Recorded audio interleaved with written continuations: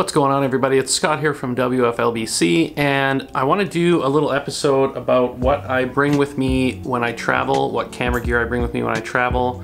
I've got a trip to Hawaii coming up. You're probably watching this either while I'm in the air or I've just gotten there, because I'm going to be posting this on the weekend and that's when we leave. It's my first time going to Hawaii, and I want to make some videos. I want to do some vlogging and take a bunch of pictures. So I'm going to show you guys my setup, what I bring, the bag I use, the cameras I'm bringing, the other little bits of gear that make the stuff that I want to do possible when I travel. So hang on, let me get my bag. Okay, so this is the bag I use. It's Amazon Basics DSLR / laptop camera bag. I've used I don't know how many different bags over the years. This is easily the best one that I've ever owned. It was pretty inexpensive. It's very comfortable. The straps are very comfortable. It's laid out perfectly for what I need it for. I've used, I'm not going to mention the brands, but they're well-known brands, and I hated them. I absolutely hated them. This thing is the best camera bag I've ever used. I'm not paid by Amazon or anything like that. It's a phenomenal bag, especially for, I can't remember what it was, but I'll put it here on the bottom in Canadian dollars so you guys know how much I paid for this bag. It's a hell of a deal. So let's have a look at what's inside. I'm just gonna pull the table over here and we'll prop this up on top and go through my stuff. All right, so I've got the bag up on the table here, and first and foremost, when I travel, I bring my laptop with me because I like to edit at night before I go to bed. It saves me work when I get home. That's my workflow. If you like to do all your stuff at home when you get home, that's cool too. Then you don't have to lug a laptop around with you. It's not a bad setup actually to just leave it all for when you get home, but I like to get my stuff done and get it out there in some sort of a timely fashion. So let's have a look here. It's the laptop sleeve in the back. Got my my laptop here. This is my workhorse. It's just an HP 17-inch, 15-inch, just a run-of-the-mill laptop. It's got an i5 processor and like 4 gigs of RAM, and I'm still able to edit 4K video on it, so it doesn't like it, but it'll do it. So then the front of this bag has like a fold-down flap scenario, which has space inside for like a tablet and a bunch of little stuff in the front and pockets and all kinds of little stuff in here. So I keep cables. I always travel with a little cheap flexible tripod. I always travel with a video light that can be plugged into the wall. This is a huge deal for if you're inside a dark room, like in your hotel room or something. This is a little specialty tripod. I'll tell you what this is for later. I might not bring this, but right now it's in the bag. It's very, very small. That's just the plug for the light. This is a little Manfrotto tripod that I use for vlogging. So it's got a ball head, it's comfortable to hold, you can put the camera down. I'm not a GorillaPod guy. I do use this little bendy tripod for my phone and for other little cameras, but for the big cameras, I'm just not a fan. It's not my thing. I've got a huge, in this front pocket here is 25,600 milliamp hour backup battery. Absolutely essential to travel with that. I'm just gonna throw this stuff back in here so it doesn't clog up my desk while I'm showing you this stuff. Oh, I've also got a Think Tank memory card holder with a bunch of 32 gig class 10 memory cards. Joby ball head. I live and die by these things. They are small, they are light, they are pretty rugged. Totally worth the 50 bucks or whatever it is that they cost. So that's in the front of the bag, and you've seen it in the laptop pocket. Now the inside, I'm gonna try to do this without spilling my cameras and stuff everywhere. There we go. Okay, so that's my setup on the inside. Now, I'm not gonna hold it up like that forever because I'll end up dropping something. In the bottom pocket here, that would normally be for a camera body or a lens or something, I've got this little pouch that's supposed to be for like a charging thing. It's the perfect size for Fujifilm X series batteries. It holds 4 of them and it sort of snaps shut at the top, so that's what I keep them in. I've also got 1 terabyte external hard drive for backing up all my stuff. I've got this flat travel plug that's got 3 regular plugs and 2 2.4 amp USB plugs. It winds up flat. It's got a flat cord that wraps around. I got this, I don't know where I got this, but it's made by Philips and it was like $11. This thing is fantastic. Well, I'm using something that I'm bringing right now, my Panasonic Lumix FZ300. That's my main vlogging camera, and I will be bringing that with me as well as the Rode Video Micro little shotgun mic that's on top. The reason I like the Rode so much is because it doesn't require batteries, the Video Micro. When your battery dies on your microphone, you have no idea, and you get home and you have no audio, and that is the absolute worst. So with that Rode mic, the one thing I don't have on it is the wind muff, which looks like a tribble. Hey, Star Trek fans, you know what I'm talking about. I don't need it inside the office because there's no wind, but it comes in handy, especially in a place like Hawaii. I'm bringing 5 cameras. I'm bringing my Canon G7X Mark II in this little leather half case with a strap. I will vlog with this too if I don't want to bring the big Lumix out with me.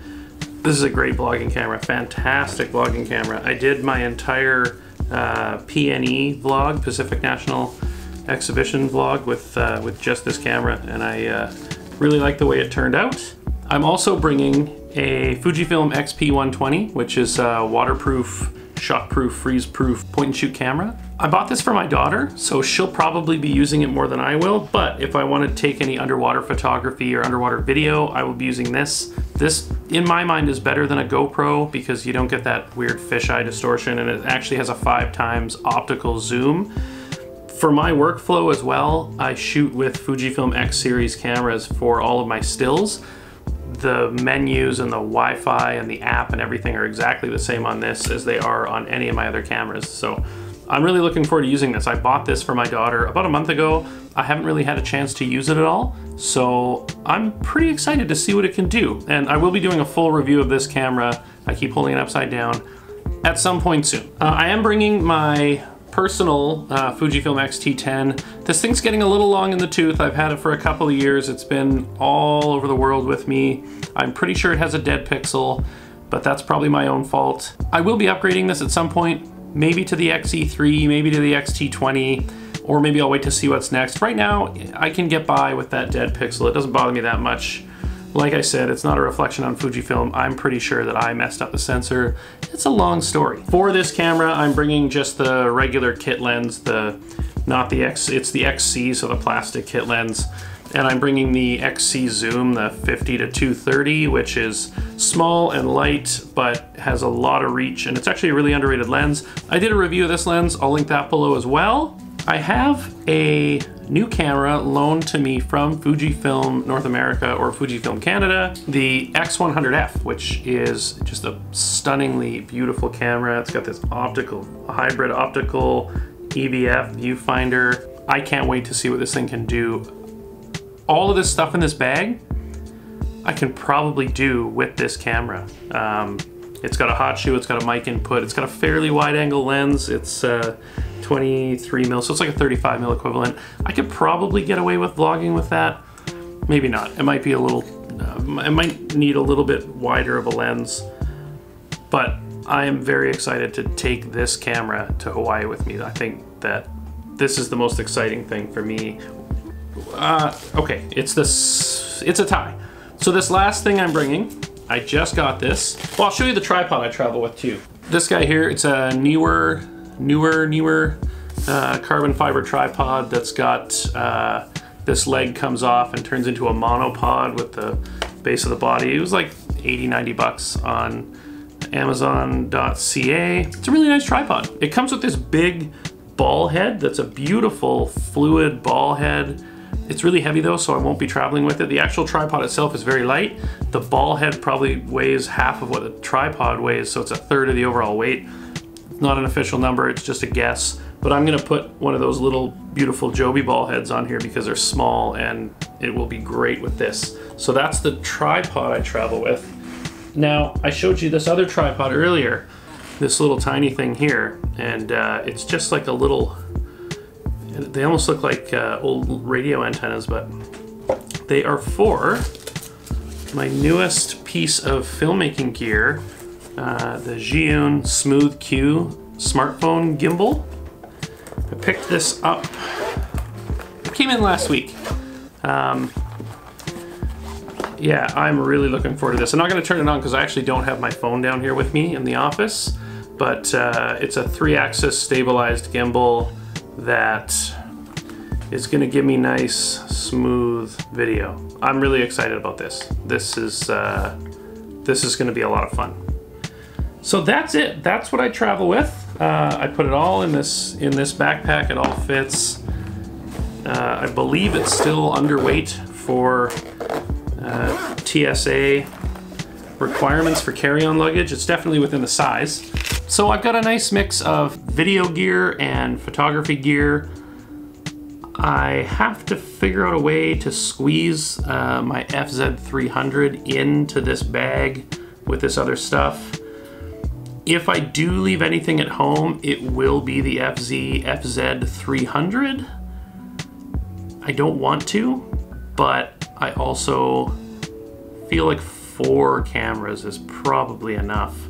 And if I really need to take video when it's raining, because the FZ300's weather sealed, so's this. So's this, and it does full 1080. I don't know if it does 24 frames per second, but it definitely does 60, I know that. Yeah, so that's it. That's the gear I'm traveling with. So I've got this Hawaii trip, my first time in Hawaii. In October, I'm going to be heading to Toronto on just a personal trip by myself for a few days. I used to live in Toronto. I haven't been back there in 30 years, 20, it's been a long time. And then coming up in 2018, I've got a big trip coming up and I'm really, really excited about it. I'm not gonna tell you guys where it is. I'm gonna try to leave it a surprise. We'll see how long I last. I don't know, I'm terrible at keeping secrets, but I'm really excited about it. It's somewhere that I love and involves some places that I've never been before. Yeah, I'm really looking forward to that trip. I'll keep you guys posted. I forgot to tell you about this. This is a little tripod for the bottom of the Zhiyun Smooth Q, so you can put it on the ground and do like panning time lapses and stuff like that. That's it. That's my whole setup. Shout out to Fujifilm Canada for getting me this X100F. That's it, guys. Thanks for watching.